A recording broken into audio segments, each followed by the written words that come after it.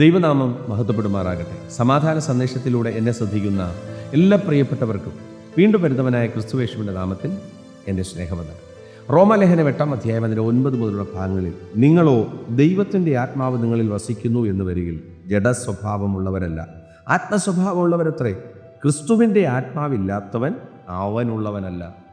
ആത്മാവ് പറയുകയാണ്, ദൈവത്തിൻ്റെ ആത്മാവ് നിങ്ങളിൽ വസിക്കുന്നു എന്ന് വരികിൽ ജഡസ്വഭാവമുള്ളവരല്ല. പ്രിയരെ, ജഡസ്വഭാവമില്ലാത്തൊരു ജീവിതം എന്ന് പറയുന്നത് കർത്താവിന് വളരെ ഇഷ്ടപ്പെട്ട ജീവിതമാണ്.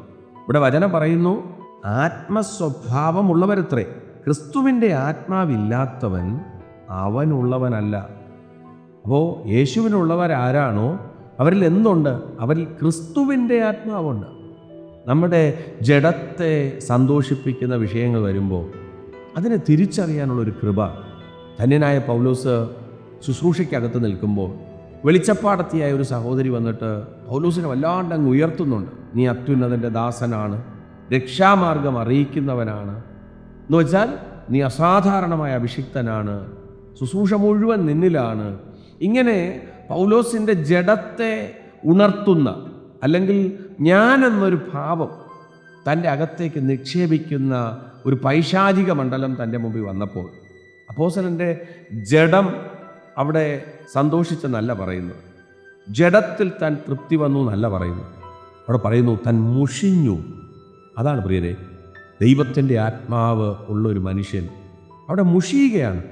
ആ ഭംഗി വാക്കുകളുടെ നടുവിൽ ചേർന്ന് നിൽക്കാതെ മുഷിഞ്ഞിട്ട് തിരിഞ്ഞ് ആ സഹോദരിയിലുള്ള ദുരാത്മാവിനെ ശാസിച്ചതുപോലെ. അതെങ്ങനെ സംഭവിച്ചു? അപ്പോസ്തലൻ്റെ അകത്ത് ജഡത്തിൻ്റെ ബലഹീനതയല്ല, ആത്മാവിൻ്റെ ശക്തി ചലിക്കുക.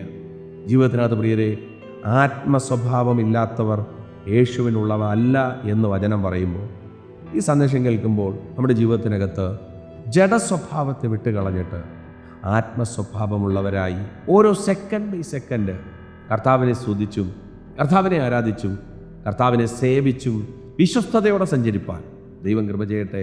വിശ്വസിക്കുക, പ്രാർത്ഥിക്കുക. ദൈവം വിശ്വസ്തൻ. God bless U.